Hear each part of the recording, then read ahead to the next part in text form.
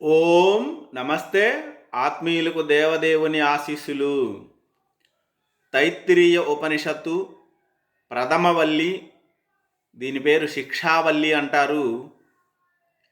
ఇందుట్లో శాంతి పాఠముగాను ప్రథమ అనువాక మంత్రాలుగాను మనకి శంనో మిత్ర అనే సముదాయము ఉంది.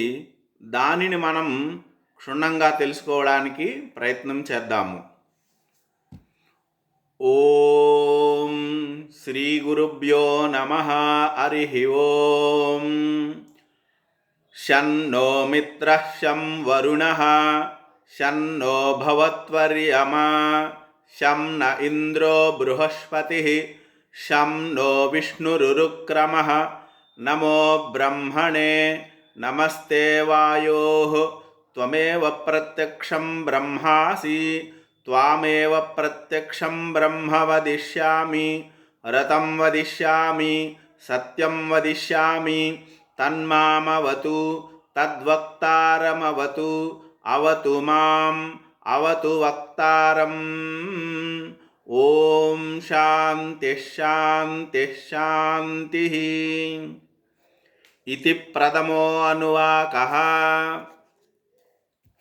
ఈ మంత్రములో మిత్రుడు మనకు శుభమును చేకూర్చునుగాక, వర్ణునుడు మనకు శుభమును చేకూర్చునుగాక, అర్యముడు మనకు శుభమును చేకూర్చునుగాక, ఇంద్రుడు మనకు శుభమును చేకూర్చునుగాక, బృహస్పతి మనకు శుభమును చేకూర్చునుగాక, విస్తారమైన పాదములు గల మహావిష్ణువు మనకు శుభమును చేకూర్చునుగాక, సూత్రాత్మగాను ప్రాణస్వరూపముగాను వాయురూపములో ఉన్న ఓ బ్రహ్మమా నీకు నమస్కారము అని చెప్తూ, ఈ సూత్రాత్మనే ప్రత్యక్ష బ్రహ్మముగాను తెలియజేస్తూ ఈ స్తుతిని శాంతి పాఠంగా, మరి శాస్త్రములో చెప్పిన దానిని ఆచరించి ఋతముగాను సత్యముగాను దీనిని తెలుసుకుంటాముగాక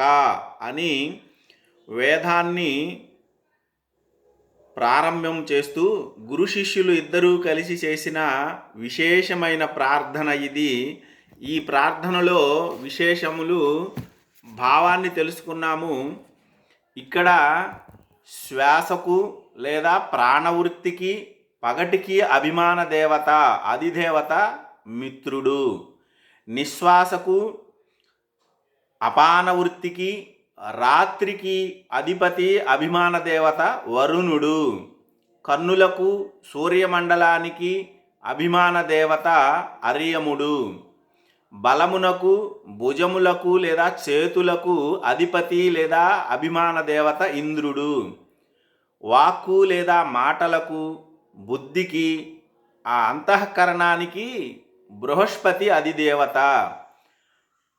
సర్వవ్యాపకత్వానికి చెలించే పాదములకు అధిపతి లేదా అభిమాన దేవత విష్ణువు, సూత్రాత్మనే హిరణ్యగర్భుడని ప్రాణశక్తి అని ఇచ్ఛా క్రియా జ్ఞానశక్తుల సమ్మేళనం అని చెప్తారు, అది వాయువు.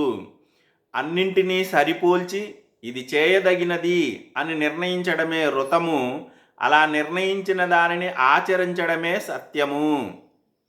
ఈ శాంతి పాఠములో మనకి మిత్ర, వరుణ, అర్యమ, ఇంద్ర, బృహస్పతి, వాయు, ఋతం, సత్యం అనే దేవతా స్వరూపాలని స్తుతి చేయడం మనకి తెలియవస్తూ ఉంది.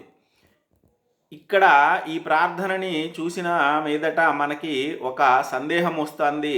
విమర్శకులు కూడా దీనిని వెళ్ళిబుచ్చుతారు. అదేంటంటే, జ్ఞానస్వరూపమైన సత్యాన్వేషణ పూర్తి చేసి ఆత్మీయ స్థితిలో స్థిరంగా ఉండి దేవుణ్ణి తెలుసుకున్న గురువుగారు ఇంతమంది దేవతలని ప్రార్థన చేయడం ఏంటి అనే సందేహం వస్తుంది. ఇక్కడ గురు శిష్యులు ఇద్దరూ కలిసి చేసిన ఈ ప్రార్థన ఏదైతే ఉందో అది సర్వశ్రేష్టమైన పరబ్రహ్మమును గురించి మాత్రమే అని మనం తెలుసుకోవాలా.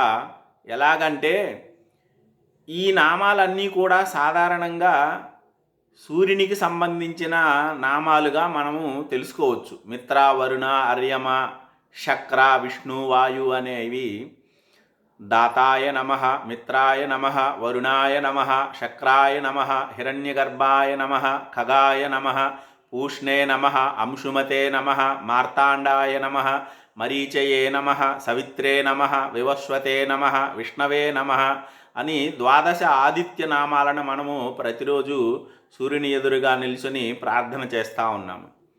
లోకములో ఒక్కడే సూర్యుడు ఉన్నాడు కదా, ఇంతమంది సూర్యుళ్ళు లేరు. అలాగనే ఈ శాంతి పాఠంలో చేసిన ఈ ప్రార్థనలో ఈ నామాలన్నీ ఒక్క దేవునికి సంబంధించినవి, ఆ దేవునికే చెందినవిగా ఉన్నాయి అని మనం గుర్తెరగాల. అది ఎలాగూ అంటే మనకి భగవద్గీత సాక్ష్యం చెప్తా ఉంది. ఆదిత్యానాం అహం విష్ణు అని విభూతి యోగము అంటే 10వ అధ్యాయం 21వ శ్లోకం తెలుస్తూ ఉంది. ఆదిత్యులలో విష్ణువు అనే పేరు కలిగిన ఆ స్వరూపము నేనే అని. సూర్యులలో 12 మంది సూర్యులు నేనే అన్నట్టుగా ఆయన చెప్తా ఉన్నారు. దేవానామస్మి వాసవః 10వ అధ్యాయం 22వ శ్లోకంలో చెప్పారు. ఇంద్రుడు ఈజ్ ఈక్వల్ టు విష్ణువు.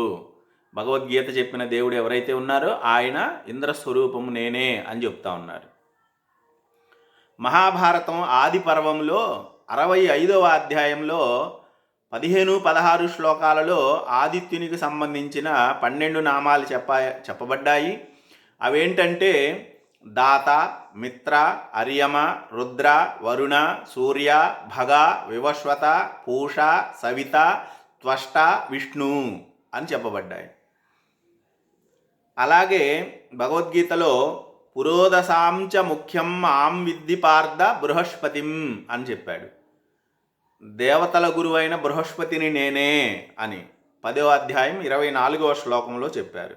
దీనిని బట్టి విష్ణువు ఈజ్ ఈక్వల్ టు బృహస్పతి. వరుణో యాదసామహం అని 10వ అధ్యాయం 29వ శ్లోకంలో చెప్పారు. జలములకు అధిదేవత అయిన వరుణుడును నేనే అన్నాడు. దీన్ని బట్టి వరుణుడు ఈజ్ ఈక్వల్ టు విష్ణువు అవుతున్నారు. పవనః పవతామస్మి వీచువానిలో గాలిని నేను అని చెప్పారు. వాయువు ఈజ్ ఈక్వల్ టు విష్ణువు అని తెలుస్తూ ఉంది. దాతాహం విశ్వతోముఖః అని 10వ అధ్యాయం 33వ శ్లోకం తెలియజేస్తూ ఉంది.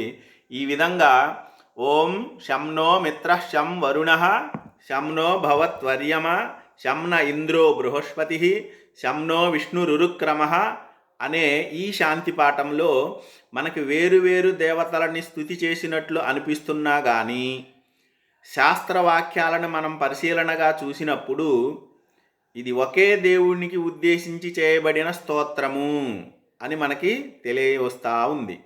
ఈ విషయం బృహదారణ్యకోపనిషత్తు 1వ అధ్యాయము 4వ బ్రాహ్మణం 10వ మంత్రంలో కూడా ఈ విషయం మనకి తెలియడానికి అనుకూలమైన ఉంది. ఈ శాంతి పాఠం అక్కడ మనకు కూడా లభిస్తూ ఉంది. ఈ విధంగా జ్ఞానస్వరూపుడు అయిన గురువుగారు తన దగ్గరికి వచ్చి జ్ఞానమును అనుభవపూర్వకంగా తెలుసుకోవడానికి ప్రయత్నం చేసే శిష్యుడు వీళ్ళిద్దరూ కలిసి ఆ దేవదేవుణ్ణి స్తోత్రం చేస్తూ వేదాన్ని పఠించడానికి ప్రారంభం చేస్తున్నారు అని చెప్పేసి మనకి తైత్తిరేయోపనిషత్తు 1వ అధ్యాయము ప్రథమవల్లి అయిన శీక్షావల్లిలో ప్రథమ అనువాకంగా మనకి తెలియజేయడం జరుగుతూ ఉంది. అందరికీ స్వస్తి. ఓం నమస్తే.